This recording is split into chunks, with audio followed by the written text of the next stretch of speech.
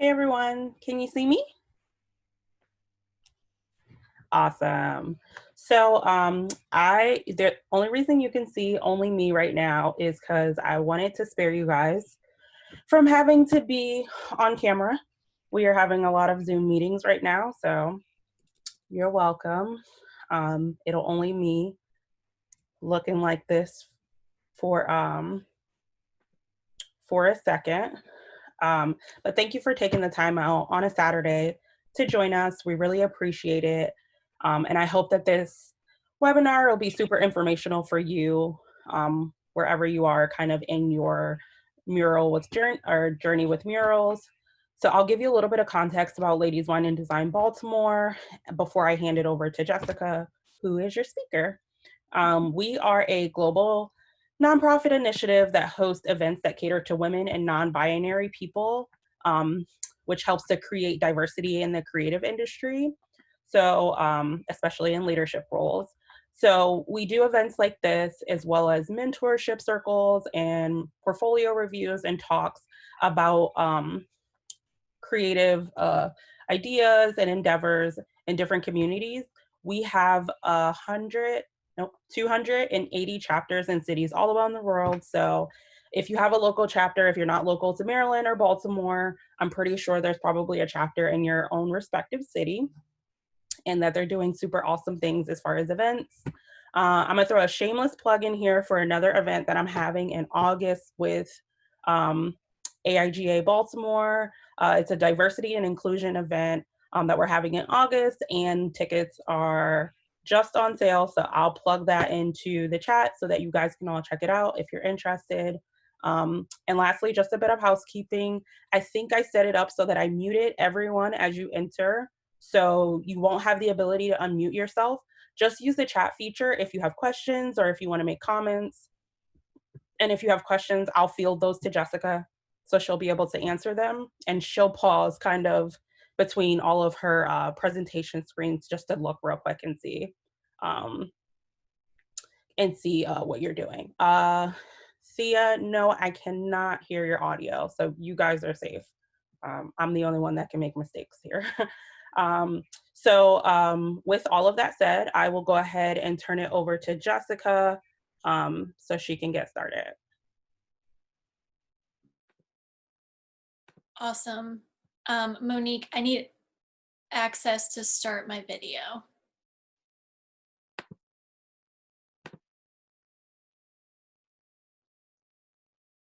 Hopefully that did it.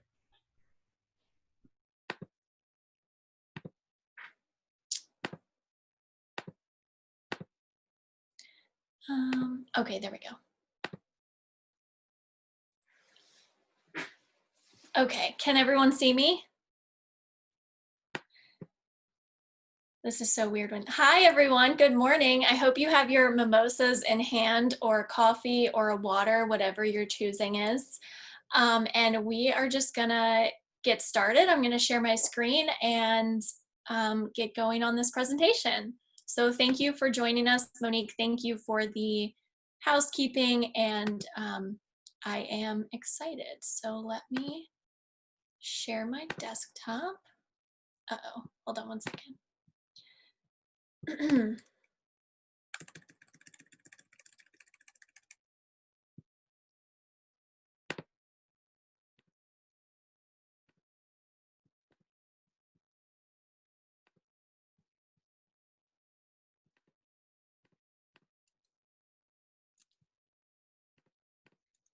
Okay, can everyone see my screen? Monique, can you unmute yourself and let me know if you can see it? Yep, it's Okay, perfect. great, great. So thank you all for joining us. Obviously, I'm super excited that Monique from Ladies Wine and Design Baltimore invited me to do this. We've been talking about this for a few months, and it was supposed to be an in-person event, but COVID decided that that wasn't possible, and I think it worked out a lot better because we can provide this to a wider range of audiences. So I know some of you may be joining us not from Baltimore. So welcome, welcome. So here is everything that we're going to talk about today. I'm going to try to make this kind of quick. I know we only have about an hour. So basically, this is just to give you an overview. This is more of an introduction into murals. We're going to talk a lot about how I got started so that you can be inspired by that, hopefully, and you can realize that anyone can become a muralist, especially as designers. We have a lot of the skills and tools needed to do this, and that's kind of how I started. So this is by no means an in-depth guide, but it scrapes the surface and hopefully gets you excited. So first, I want to talk about a little bit about who I am, just so that you have a little bit more context into why I'm doing this. So I'm a graphic designer, a self-taught muralist, and a new life and business coach. And I'm also a big coffee drinker. I love going to coffee shops and restaurants around town in Baltimore, where I'm based. And in fact, I named my business White Coffee Creative because someone joked a long time ago that my coffee was so white with cream and sugar, and I felt like that kind of fit just who I was. So I started my business back in June of 2017 after I was laid off from a design agency, and since then I've grown and I've learned so many lessons along the way that I really want to share with you. My business, I primarily work with small businesses and nonprofits, helping them be seen and heard through design and murals. And then I'm now also offering education like this webinar and coaching to designers and muralists to empower them to make their businesses and lives happier and healthier.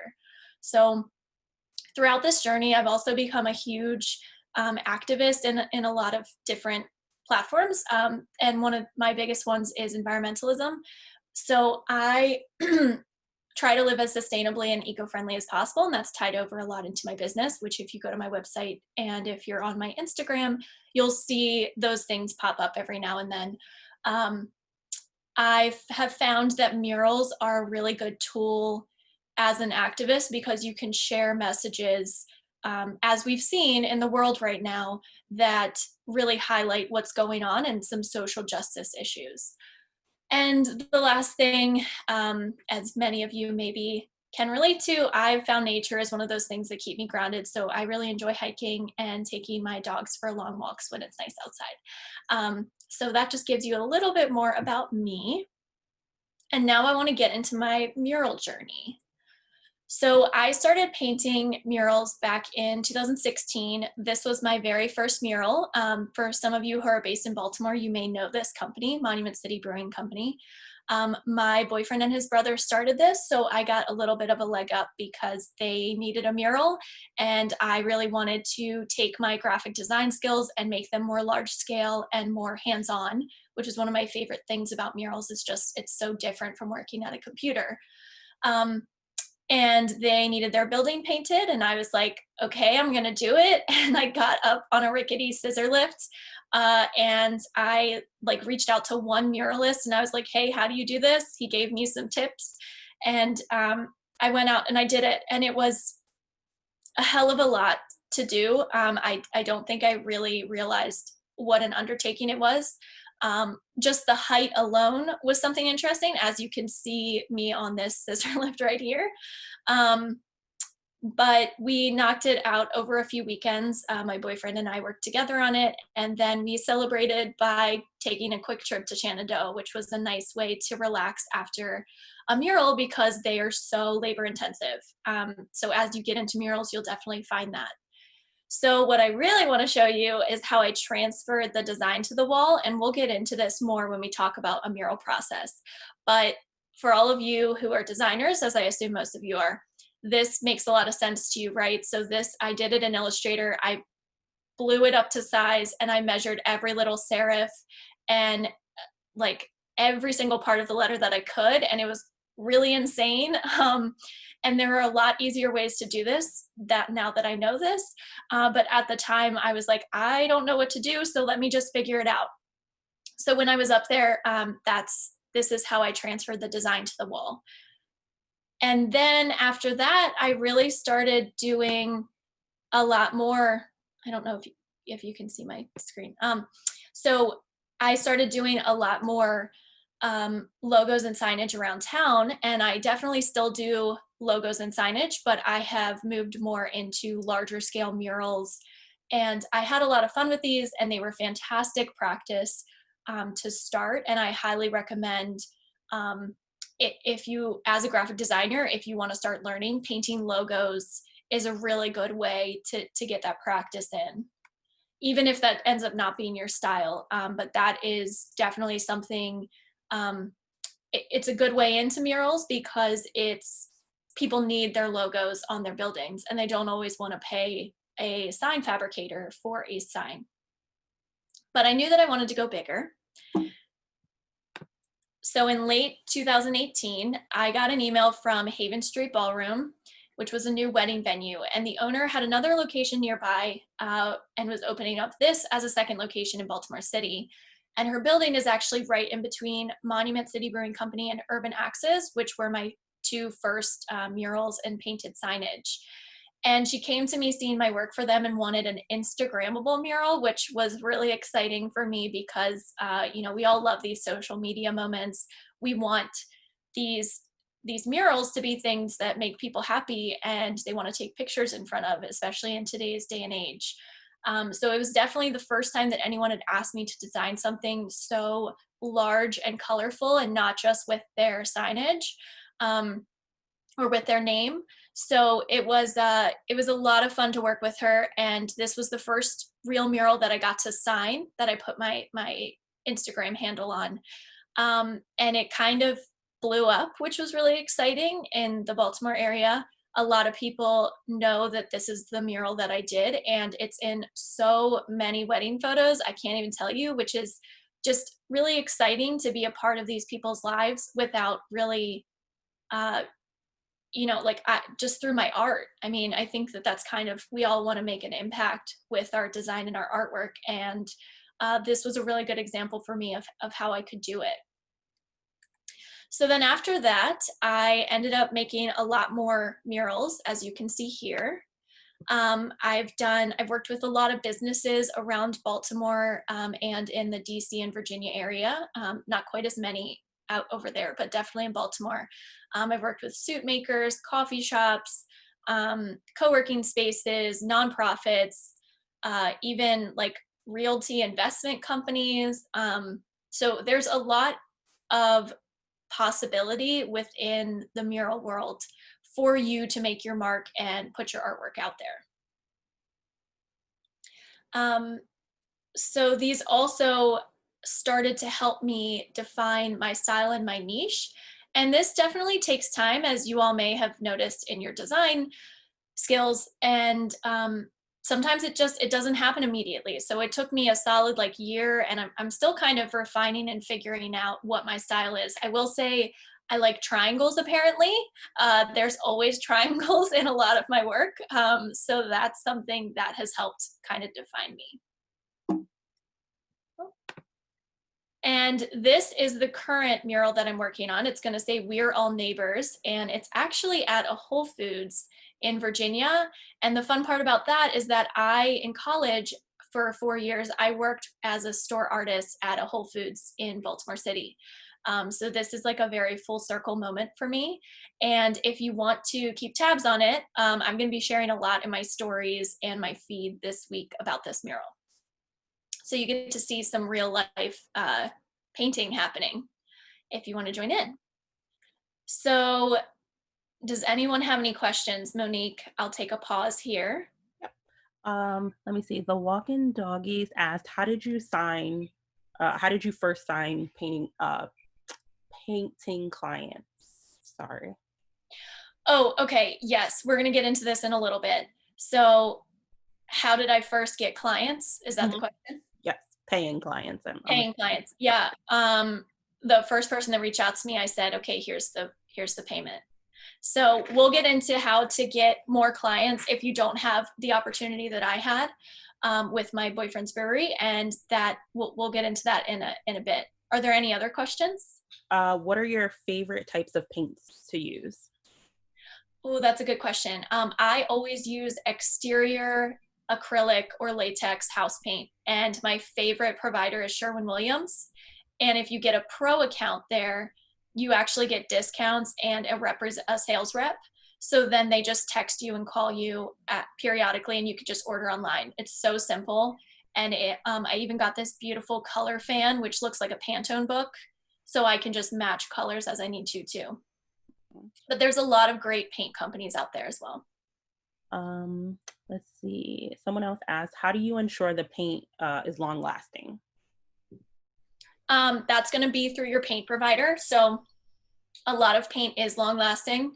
Um, paint with primer in it is going to last even longer, and you can actually put primer underneath if you needed to have it be, you know, extra protection, but the exterior paint itself is made to last long. Mhm. Let's see. How do you transfer or measure out design work to your wall? All right, we're going to get into that. Next So question was, how long did it take you? Wait, how long does it take to say, how long did it take you to do the Look Sharp mural? that took about maybe like 20 hours. I was by myself. And then the design itself probably took another like 5-ish hours. How much paint do you typically use? That really depends on the surface. Um, so different surfaces are more porous. So brick really soaks in paint. And you usually, for reds, oranges, and yellows, those warmer colors, you usually need 2 to 3 coats. But then on cooler colors, you usually only need 1 or 1.5 coats. Most things you can't really get away with just 1 coat. I wish that it was possible. I have not found anything, and I've talked to Sherwin-Williams a bunch of times about it. Um, but it really just varies on the size. And that's something that, you know, you can always go and pick up more paint. So you could start with, you know, 1 gallon of each color and then go out and grab more. And paints usually have a square footage on them. So I know I had a primer that could cover like 400 square feet, but on a porous surface, it could only cover 250 square feet. So that can start to help you figure out, you know, how much paint to use.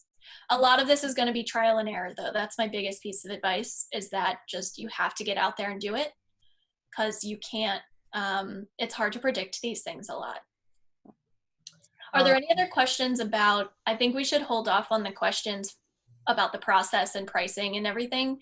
But if there's any questions about like my journey or me, I would love to answer those. we have a couple other questions, but we can get to them after you tackle those subjects. Okay, perfect, perfect. Okay, so let's get started talking about you and your journey, and how you could get to this point if this is where you want to go. So these are a bunch of different ways that you can get started painting murals. So you can donate your time to a nonprofit or local school, and you can have them pay for supplies. I will tell you that the only time that I'm ever going to donate a mural is going to be for a very close friend or for a nonprofit or a local school, because when it comes to a business is able to pay for it and they're going to get a return on investment, and there's no need really to donate your time for that. They can pay you. So don't get swindled. uh, a good way to find businesses, and we're not going to talk too much, well, we can talk a little bit about this, but outreach is a really good way to find clients. So I literally kind of look at this as like cold calling, but through email. So you make a pretty presentation of the kind of work that you want to do or work you've already done. You can do mock-ups. So just share a bunch of mock-ups of design work on, you know, walls and as murals. And then you can send that around to people that you want to work with and companies. And dream big here. Like, there is no need to only reach out to local people unless that's your audience. So if you want to work with Patagonia, reach out to Patagonia. It may not work, but it's still worth it to get kind of in the door.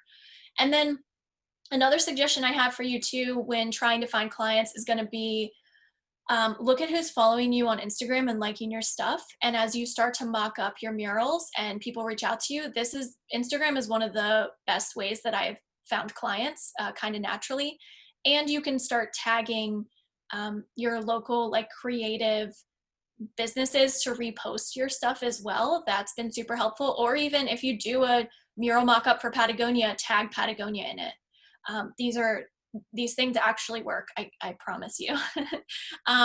So a few other ways, if you're still, you know, you're not ready for clients, but you kind of just want to practice murals.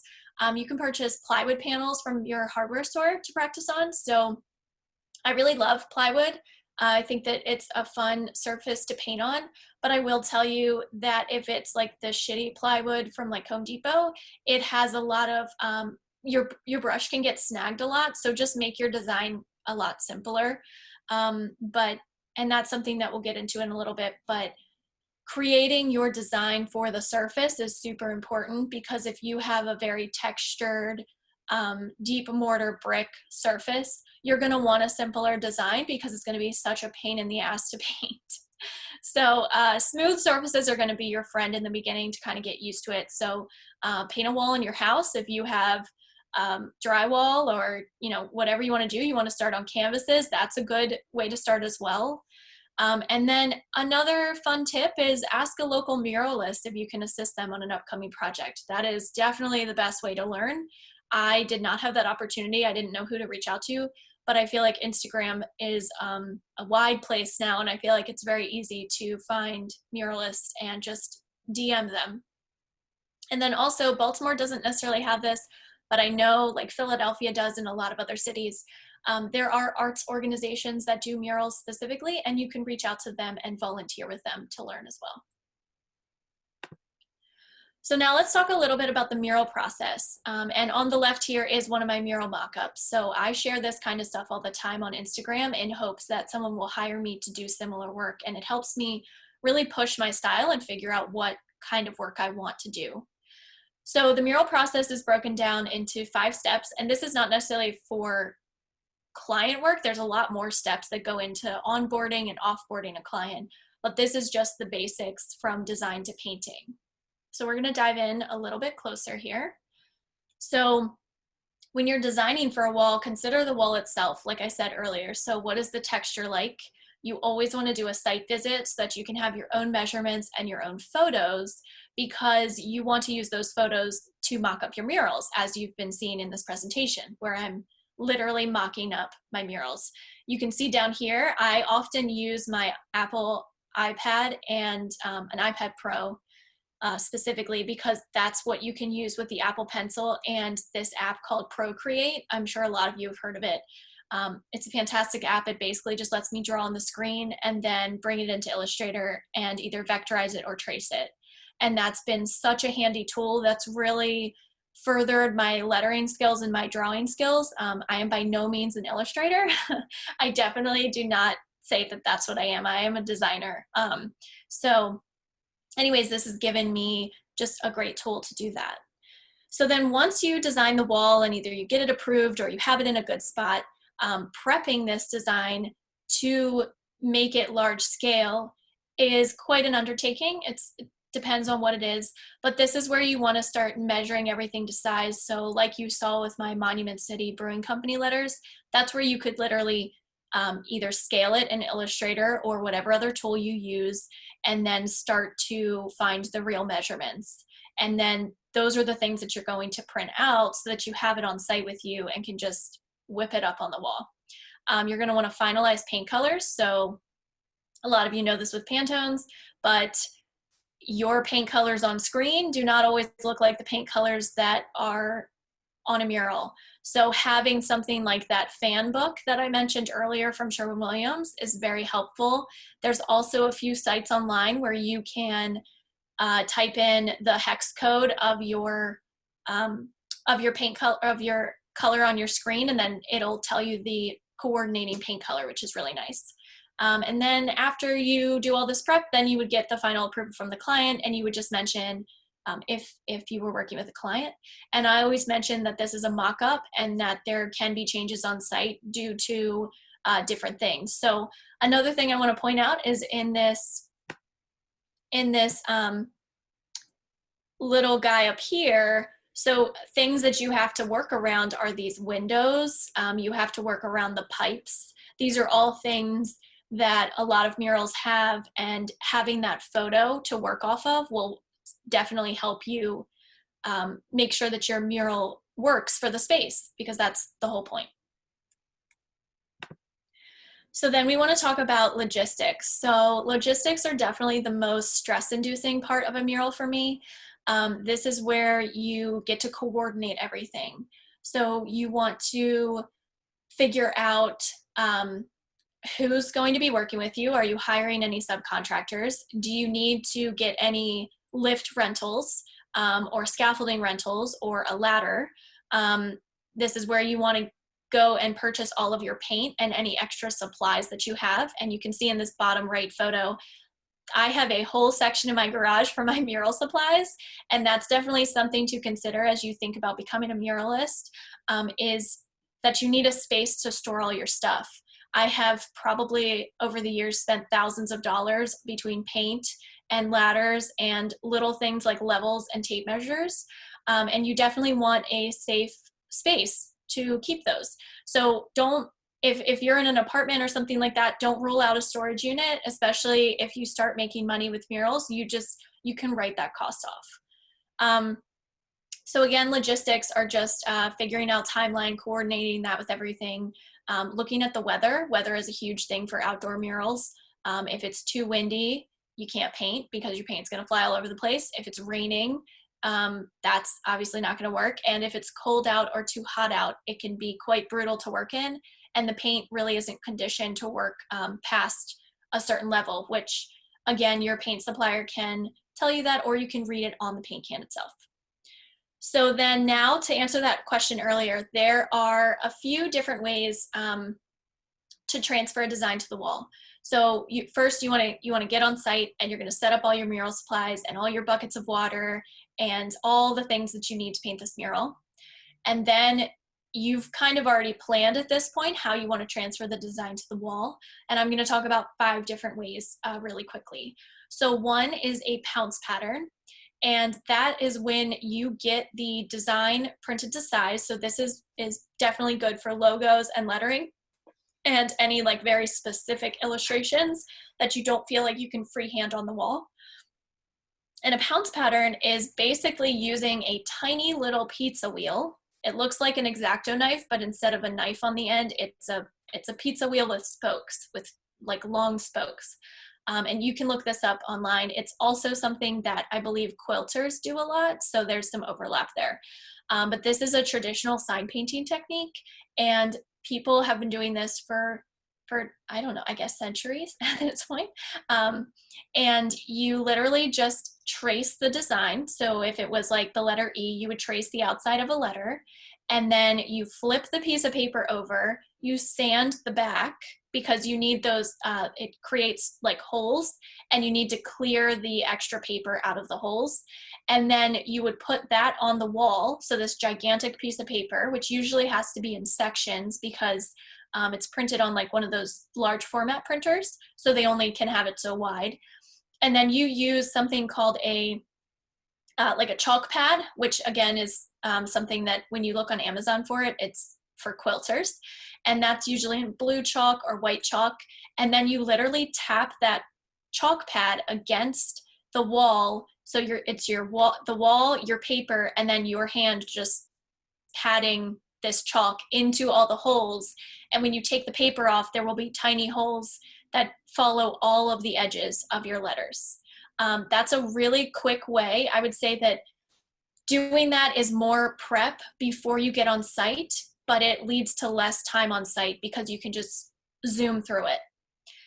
I really like that way. It's taken me a long time to love that because I don't like pouncing it with the little tiny pizza wheel.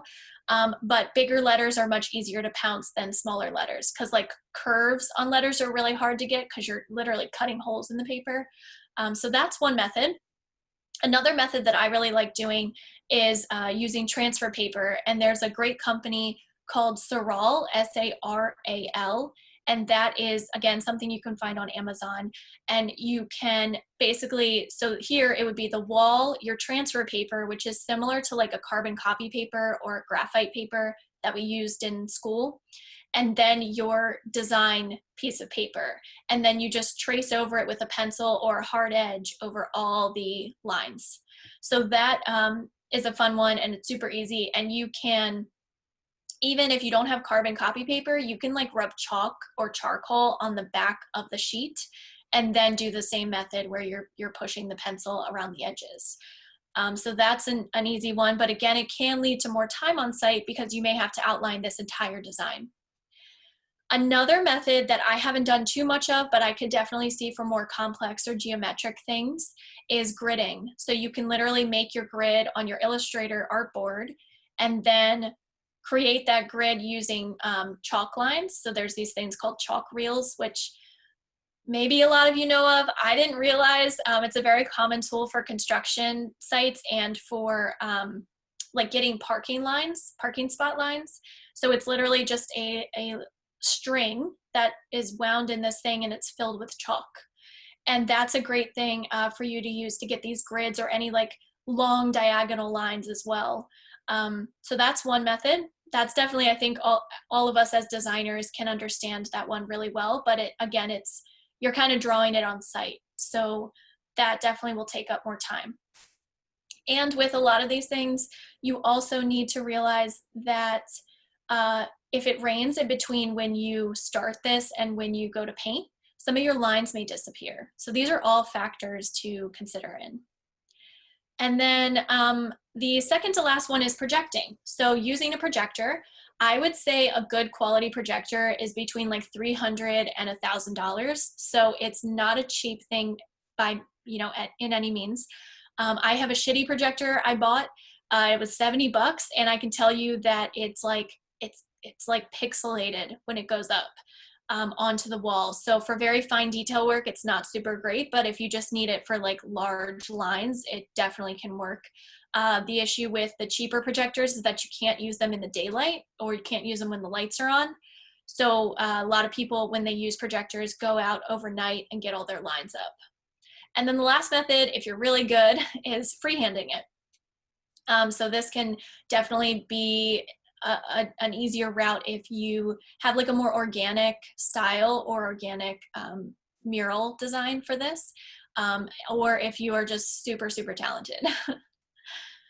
All right, we're gonna keep going. So then let's talk about the fun part. So then you get to paint it.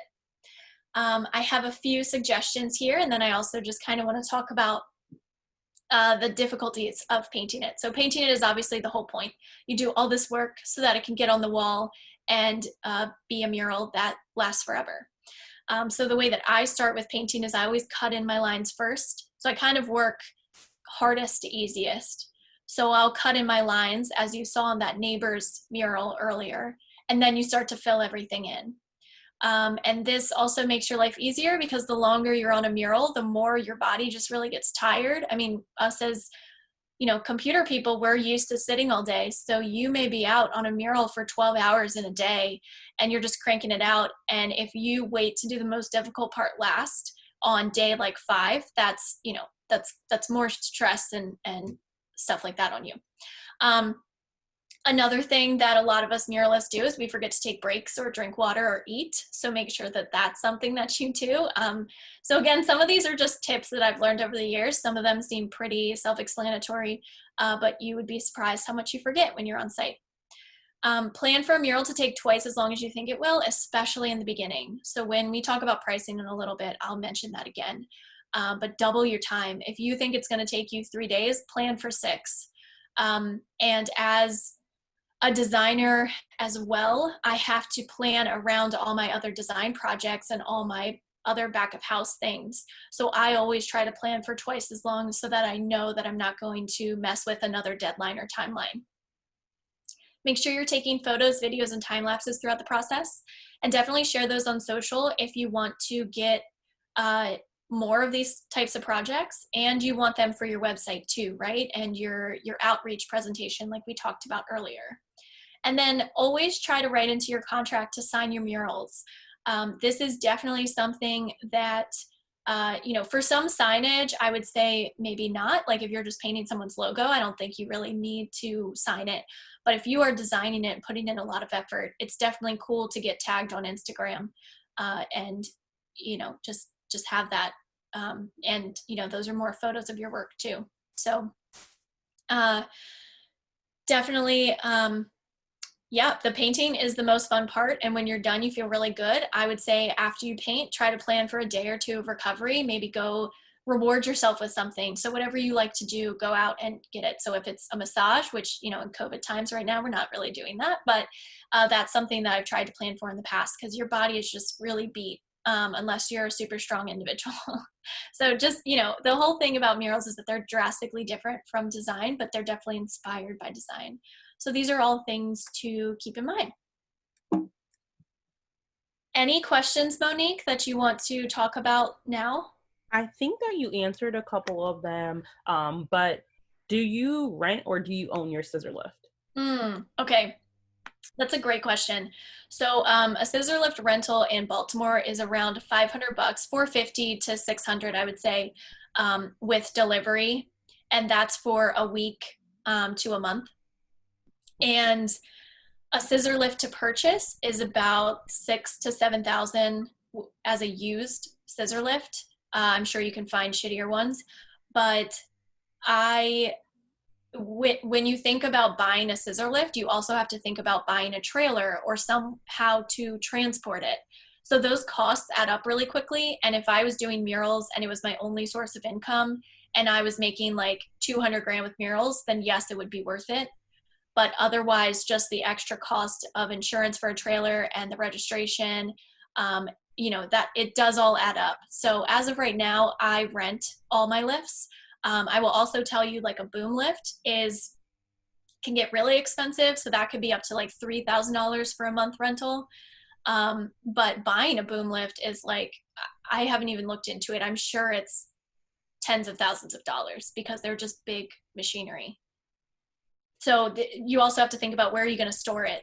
You know, a lot of us live in the city. I can't store it on the street. So that's a good question though. What type of brushes do you use? That definitely varies. I have a few, one of my favorite types of brushes that I just found is called Wall Hogs by Flying Squirrel Company. And those are great. They look like small, like a half-inch brushes. They're like, you can kind of see it in this picture in the bottom right, that green one. They kind of look like that, but they're pink and red, which is kind of fun. And those are really good for getting into like crevices and like smaller spaces. And they're made of squirrel hair, which is, you know, all this stuff is either synthetic hair or real hair. So the squirrel hair is very thick and it's great for rougher surfaces. You'll find as you work on different textures that different brushes, some that are really thin, like those generic acrylic brushes, can work really well, but otherwise you need higher end brushes. Also in this bottom right corner, I use a lot of the Trilon brand, which is something I found at Home Depot and Lowe's. And each brush is probably like $6 to $12, and I use between a 1-inch wide brush to a 2-inch wide brush. I don't typically go wider because it hurts my hand. These are just, you know, this is the kind of stuff that you learn on site. So I find that everyone kind of has a brush size that they like most, and mine is that 1-inch brush size that I like to use for cutting and filling in. Kimba asked, there's a fantastic mural at the new Whole Foods food court in the Baltimore Harbor East. Did you do that one? I did not. I would have loved to. I saw it. It's very, very cool. And then Lulu asked, have you ever messed up on a mural or gotten into a situation where you had to pivot on site? Yes, I have. I had one mural where it was a drywall. It was drywall, and the drywall was painted a really dark blue, and none of my transfer papers were working. So that's when I learned how to rub chalk on the back of a piece of paper and then transfer it that way, because nothing else for whatever reason was sticking. I still don't know why to this day. I don't know if it was just like such a dark wall. I've also had, my very first mural for Urban Axes, I didn't know, I did the pounce pattern, but I didn't know you had to sand it on the back. So when I went to put it against the wall, none of the chalk came through. So I had to literally cut around every single edge of every letter and just kind of like eyeball it. It looks pretty good, but it was definitely a learning lesson. So a lot of the issues that I've had have been more about transferring the design, and then how long it takes me on site. But other than that, I haven't had to pivot too much because I do a lot of the prep work. So again, you know, it's that phrase like measure twice, cut once, measure twice, paint once, I guess. Ashley, I think you might have answered this question, but I want to make sure that I get to her question. What tools do you use to make like a big straight line? Okay, so the chalk reel, like I said, Chalk. so that is that piece of string and it's wound up. I should have brought one so I could show you guys. So yeah, and it's wound up and you literally just like can tape one side of it, pull it down. I think it has like 100 feet of string in it and it's covered in chalk dust and then you snap it. It's so much fun. When I learned about that tool, I was so excited. And then I also used levels before. Chalk reel. Yep. Actually, I'll Google that for you and I'll stick a link in the chat There feature. you go. Yeah. And then Rachel asked, how many subcontractors do you use on site? That's a good question. So I have started getting into hiring more subcontractors. If any of you follow me on Instagram, you may have seen on the neighbors mural, I had four people on site. The more you have, the more you have to manage. So it ends up being more of a managerial role. And that's something that you have to figure out if you want to do or not. But I would say I try not to have more than like 4 or 5 on site at a time, but usually it's only one.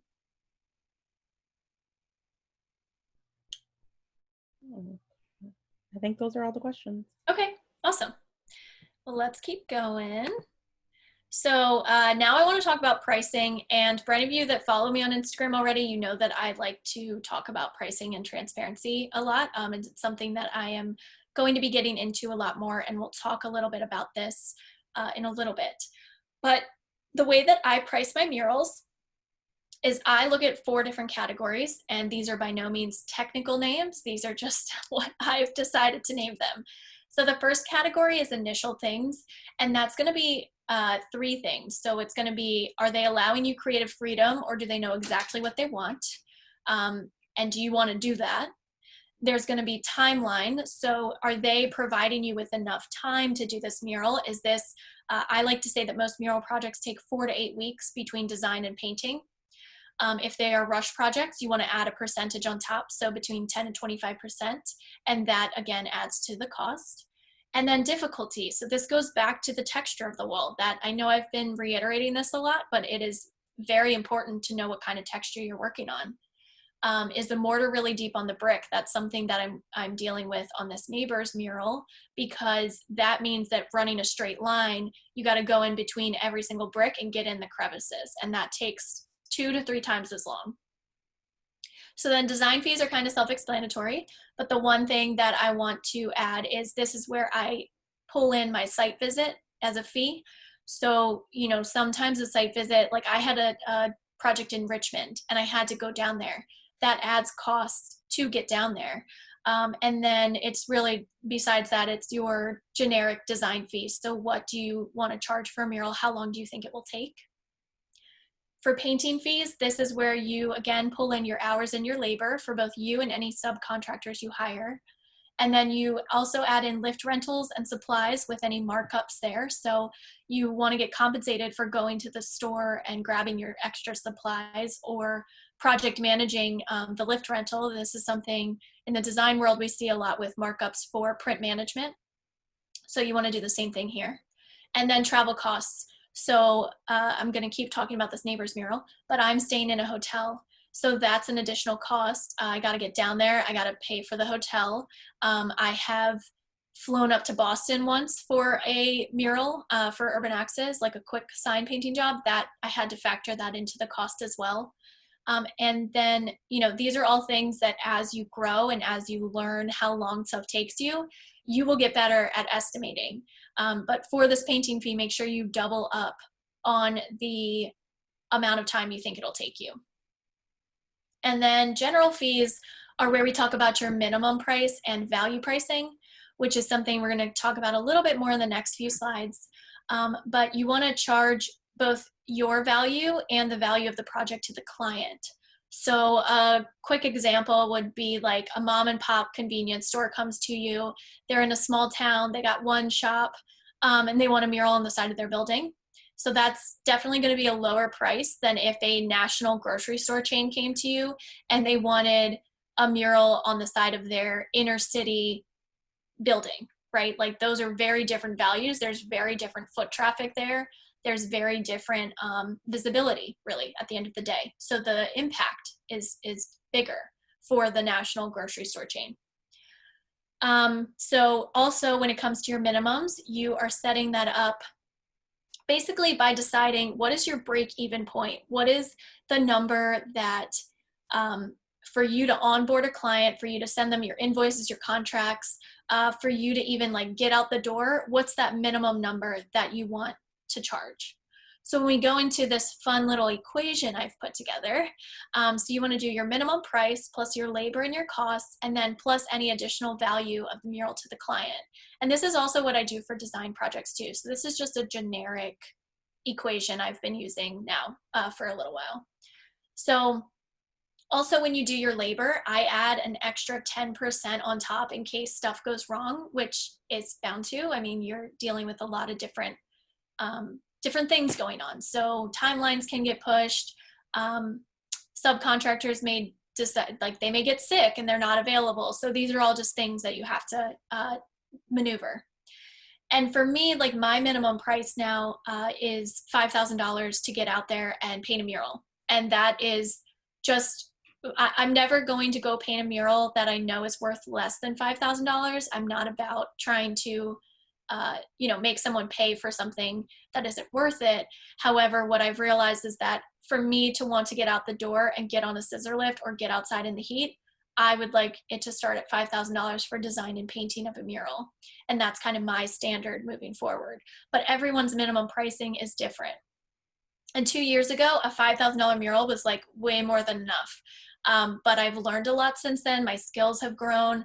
The value and the strategy that I bring to murals and painted signage is drastically different and a lot more valuable, really. So that's increased over time. And yours will too if you go this route. You definitely, increase your prices as often as you need to. I've heard of people increasing them everywhere from every 6 months to a year. I would say I just kind of evaluate it as I go on. So that's something.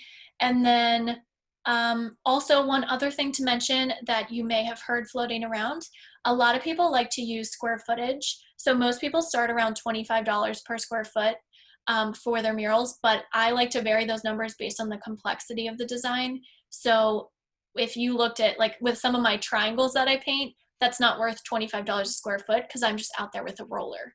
But if I was doing a very technical, illustrative painting of a face, for example, that's definitely worth $25 a square foot or more. All right, I see we're running out of time, so I'm gonna keep going. Let's talk really quickly why murals are so valuable. So they definitely range in price, but they should be high ticket items because they're made to be permanent. Like this is supposed to be something that's up for a while. Now, your niche may end up being more temporary murals or like event installations. But in general, there's so much time and effort that goes into them, which I think as artists, we all know this, like we all realize that our time is valuable. So knowing that someone is going to have this mural for years to come is, I mean, that's worth something, right? It's like a logo design. Like you aren't just paying for the time I've put into this logo. You're paying for this price because you're going to have this logo for 10 to 15 years before you want to change it. Another thing about murals are so valuable and fun because they have been proven to increase happiness and well-being in these concrete jungles we call cities. They turn those ugly, boring walls into something that has a lot more energy and character and vibrancy. It can become a spot that brings up a neighborhood that maybe wasn't doing so well. Like it can bring a lot of foot traffic there and a lot of visibility.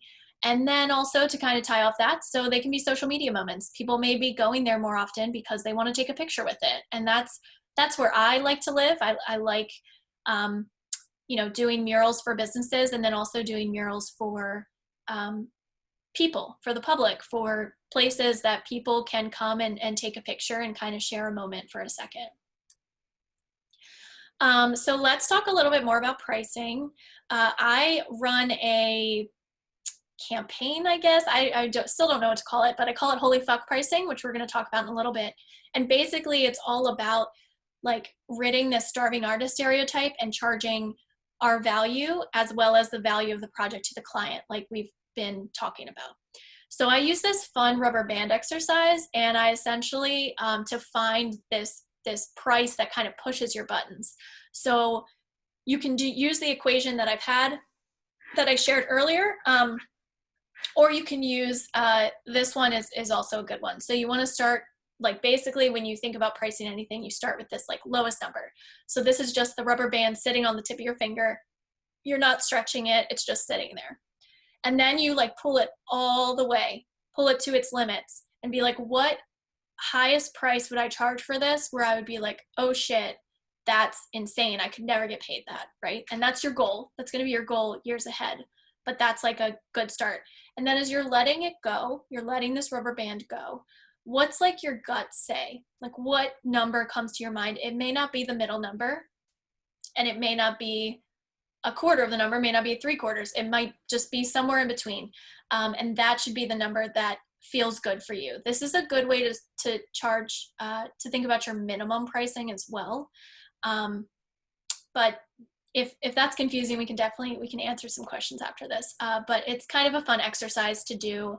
I definitely did it a lot for like course pricing. So that's kind of how I figured that out. You can do it for workshops as well too. So let's get into two different offerings that I want to talk about before we wrap up this presentation and share a little bit more about Ladies Wine and Design and answer some of your questions. So like I talked about, Holy Fuck Pricing is essentially just, you know, talking about pricing and transparency and being more open about discussing what we make and what we should be charging. So the whole idea is to raise these industry standards together as artists, and to really just like transform the toxic starving artist stereotype. I'm so over it. I'm sure a lot of you are too. I'm sick of people wanting to pay us an exposure. Like, that's nonsense. And I really wanted to start this because when I would ask people about what they charge, a lot of them were closed-lipped or uncomfortable talking about it. And I just kind of want to talk about pricing all day. So this is something that I'm definitely passionate about. And you'll see a lot more on Instagram through stories and IGTV and posts. So please follow along there if you'd like. And then I'm also going to be sharing a lot more in my newsletter as a more exclusive insider look into some of these things, as well as some freebies and upcoming webinars and offerings as well. So we will be sending around an email after this, and you can definitely sign up for the newsletter in that link. And then if you liked hearing me talk about all of this fun businessy stuff, and you want to get into murals, but you have no fucking idea of how to start, check out my mural business course. So if you go to you can see the link below, and that will also be in your email. But essentially, this is all about creating a profitable and sustainable mural business. Over the matter of 4 weeks, you're going to learn a lot of stuff. You're going to figure out, like, why are you painting murals? What do you want to say? Who do you want to work with? We're going to dive into way more detail into the mural process and more into pricing with real examples as well. You're going to get a ton of spreadsheets. And as designers, I know a lot of us like spreadsheets. So you're going to basically learn a lot of business basics. I would say that it's definitely a course that focuses on muralists, but you could take it if you just wanted to incorporate murals into your design work as well, like I do. My business is kind of half murals, half design, and now coaching. And then what's also special about this course is that it's limited to 10 people because we do live group coaching calls. So you're going to get, throughout those 4 weeks, we're going to do 2 live group coaching calls to really talk about and dive into some of your answers. So there's workbooks that coordinate with each lesson, and there's a lot of questions that dive into some deeper stuff. And that can be kind of intimidating to take out on your own. So we'll talk about it as a group, and then you have a bunch of peers that you kind of went through this journey with and can talk about. So enrollment's going to open August 1st. If you have any interest in that, please reach out to me ASAP and we can talk about all the details and if it's a good fit for you. So we've gotten to the end of this, so I just want to thank you all. If you're looking to connect, please find me through website, my Instagram, or my email shown here. And then obviously, Ladies Want Design Baltimore, you're definitely going to want to stay in touch with them. They have that great, actually, Monique, I'll let you take it over here. And then I have one more slide before we. I have 3 questions for you. Okay. Patricia asked, does the 10% coverage cover a situation of needing like extra paint, or do you rebuild the client for that?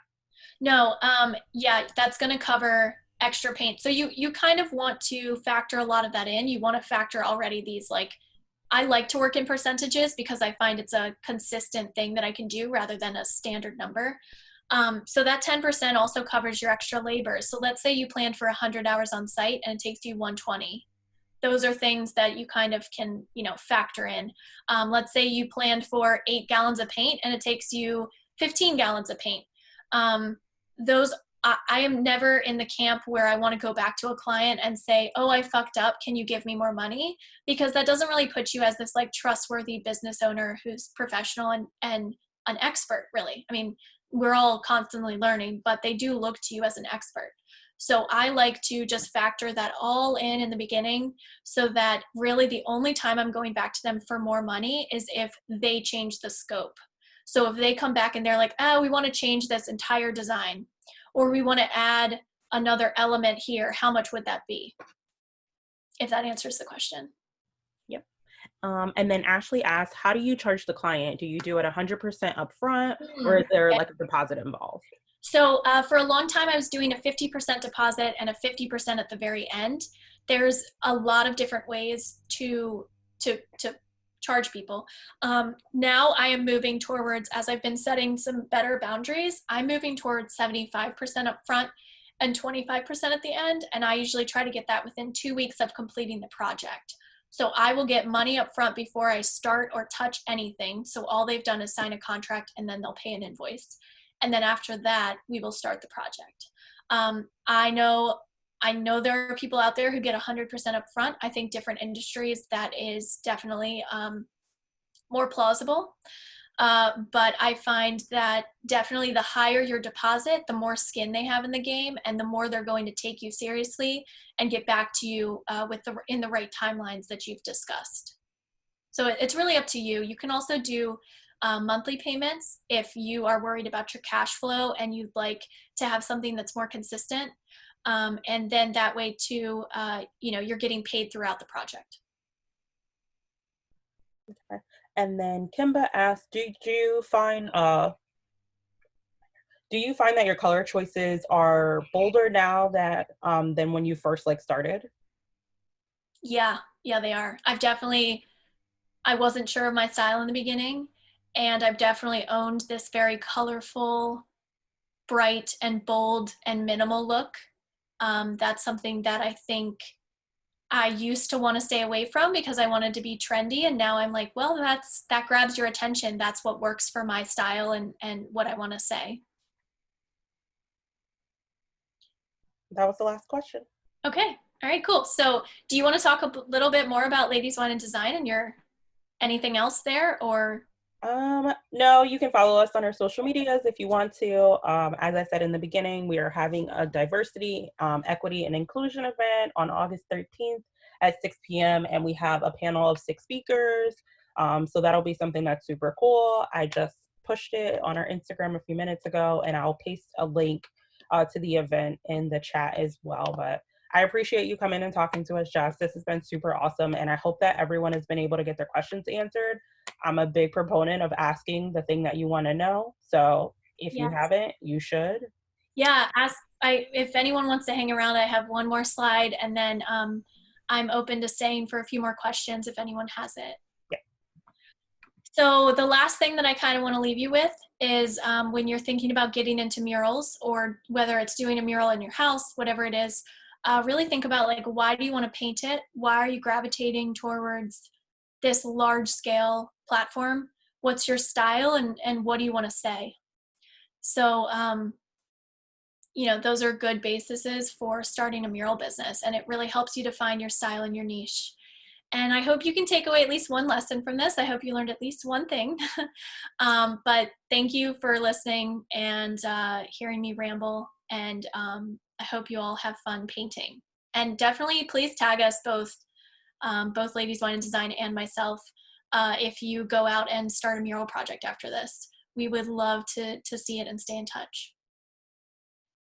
Oh, I did have a question. I had a question personally. Okay. Here, I can. When you were talking about pricing uh, on the difficulty of what the actual surface of a building is, what do you do? Do you go to the building before you give your client a proposal and you see kind of what'll be involved, and then that way you can gauge how much paint and things you need? Yeah, so there's two different ways. So if you can't do a site visit is definitely the better option. I have definitely screwed myself over by not doing a site visit first, and either not accounting for how hard the surface would be to paint, or not accounting for like an electrical outlet or a window, or like the size, like not getting the right measurements. So that's definitely a good reason to get out there and paint. Monique, do you want to turn on your video? I feel weird like talking to.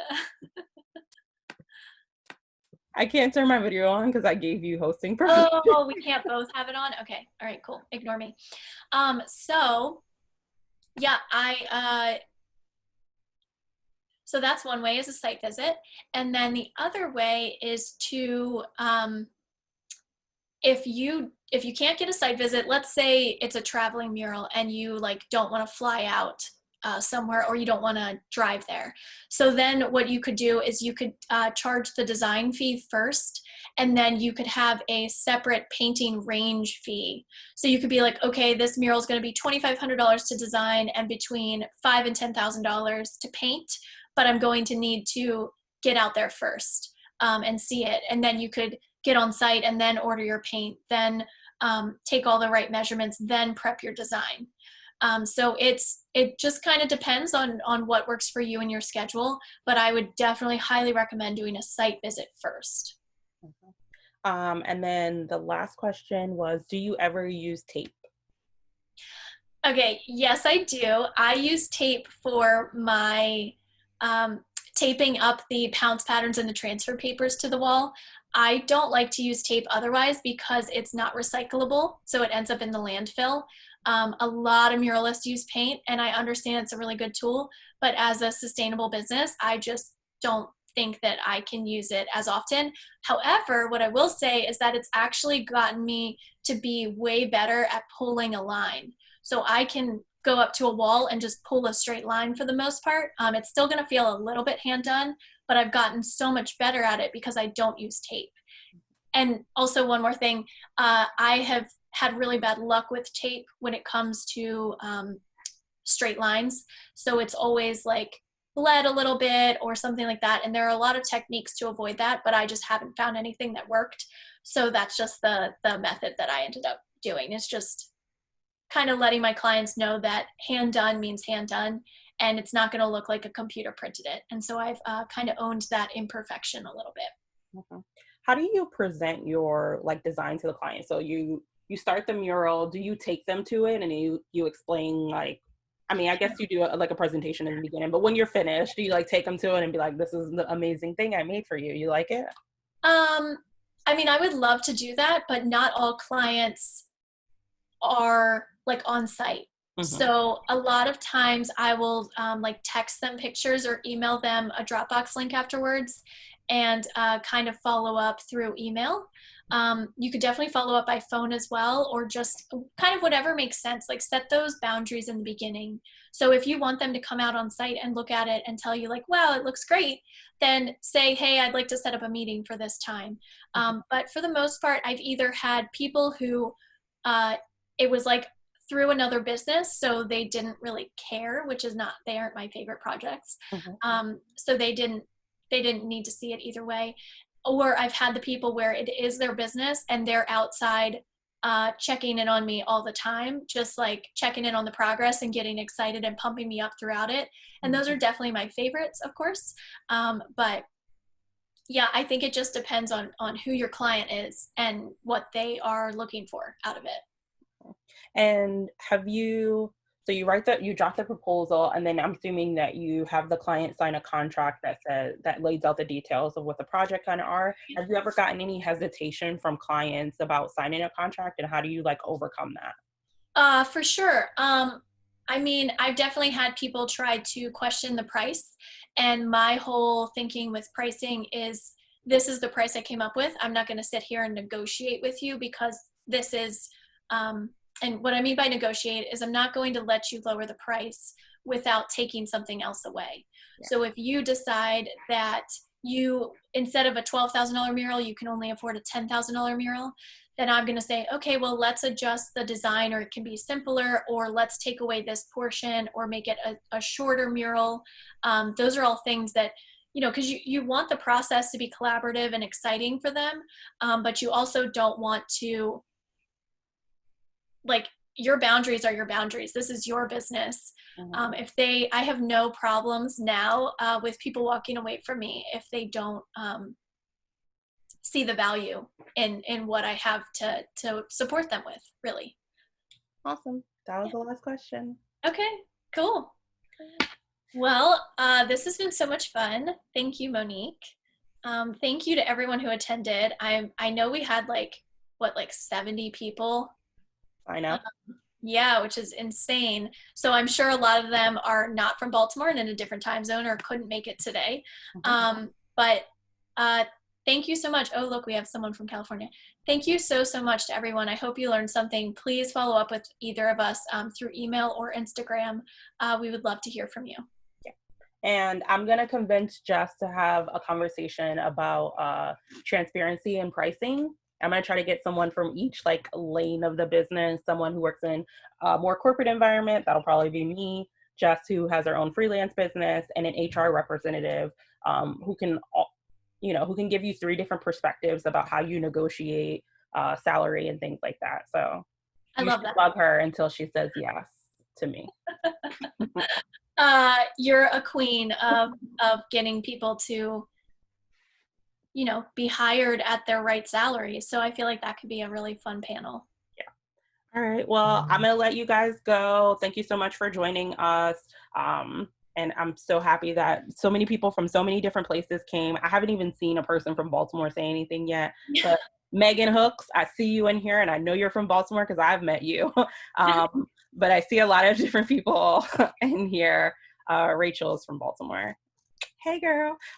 So yeah, I'll let you guys all go. Thank you so much. This video will be up on YouTube shortly so that you're able to watch it again. Oh, Jess, there's too many Jessicas. Jessica. There's like 5 Jessicas in my phone. So I will put this video up on YouTube so you'll have the opportunity to watch it again if you missed anything. So don't be afraid if you weren't able to catch everything. Yeah. Awesome. Yeah. All right. Bye, guys. Thank you. Bye.